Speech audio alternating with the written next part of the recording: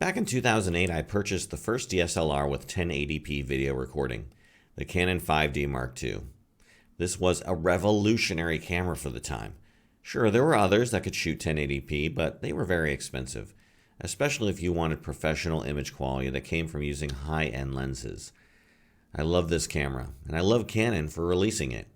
As the years went on and 4K cameras started to appear, I began to look at upgrading. I was hopeful Canon would continue to innovate and release a competent successor with 4K capability. The 5D Mark III was released in 2012, and while I considered upgrading, the camera's image sensor wasn't that much more powerful than the Mark II, and the camera still only recorded at 1080p.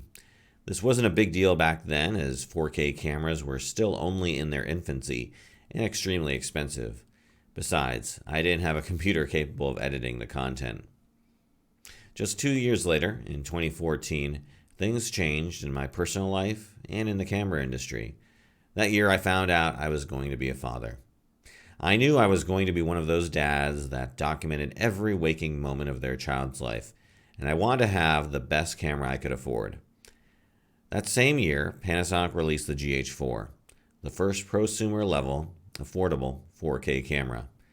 I'd never paid attention to Panasonic as a camera manufacturer before, and had never picked up one of their cameras in the past, but when the hype started to build around this 4K beast, I knew I had to have it. The camera, being only $1,700, made it irresistible to me and pushed me to also buy a brand new, fully spec'd out MacBook Pro. I'd done this once before when I purchased the Mark II, as I'd also purchased a fully spec'd out HP laptop. The difference here was that the MacBook Pro was fully capable of actually editing my footage. That's always a concern when you upgrade, right? You have to upgrade everything else in the workflow. Everything has to be able to take advantage of the capabilities of the new camera. This is less of an issue for still photographers, but for videographers, it's a real concern. I was sitting pretty with my new GH4 capturing 4K video of all my son's important moments. And when I told my brother I'd purchased this new camera to capture my son's life at its highest resolution possible, he said I was weird. How is it weird to want to have an archive of content from your first child's life that is of the highest quality possible? I realized, though, that by the time my son is old enough to actually care about any of the footage I'm shooting, 16K 3D holographic displays will probably be the thing, and my measly 4K video will be quaint by comparison.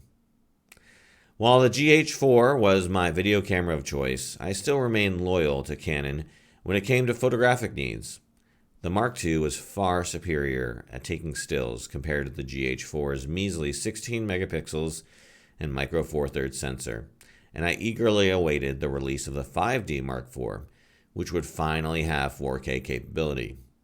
Unfortunately, I was let down by the camera's 1.74x crop factor while shooting 4K video.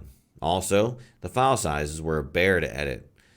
At the same time, the GH5 was about to be released and had not only full-frame 4K, but 4K 60.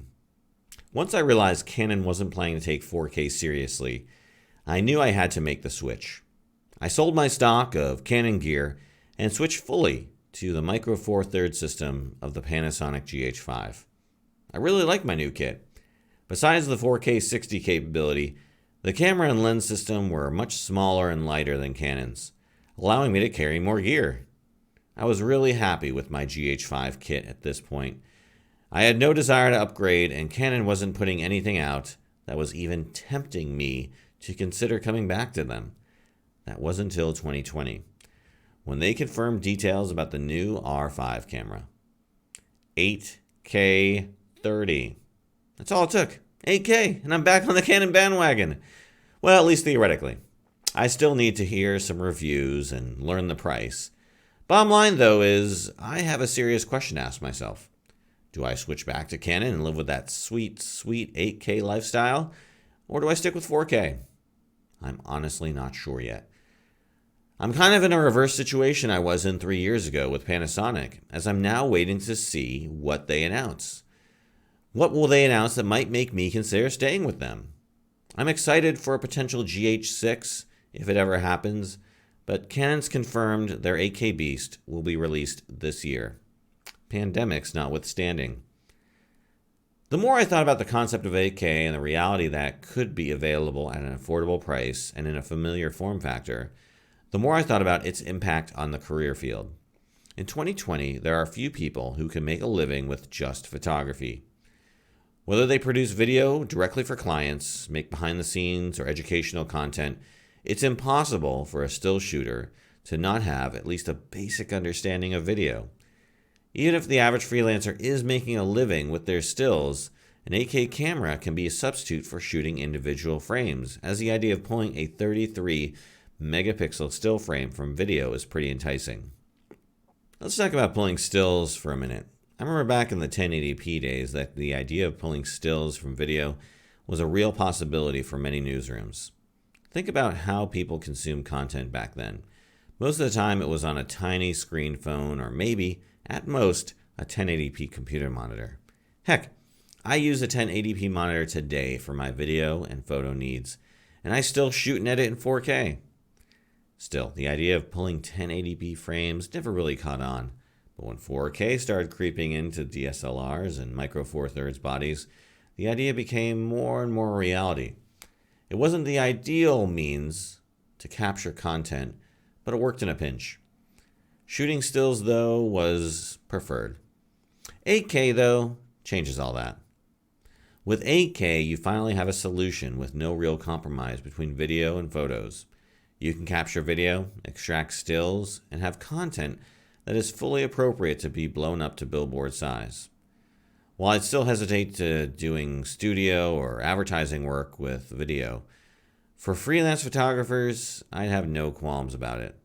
I could definitely see myself going out to an event, shooting 8K video, knocking out a stringer, grabbing some stills, adding caption info, and sending the whole thing to my agency for distribution. I'm eager to see how Canon R5 actually holds up in field testing. Just how workable are those video files in a standard workflow? Regardless, I'm confident this camera spells a new era for Canon.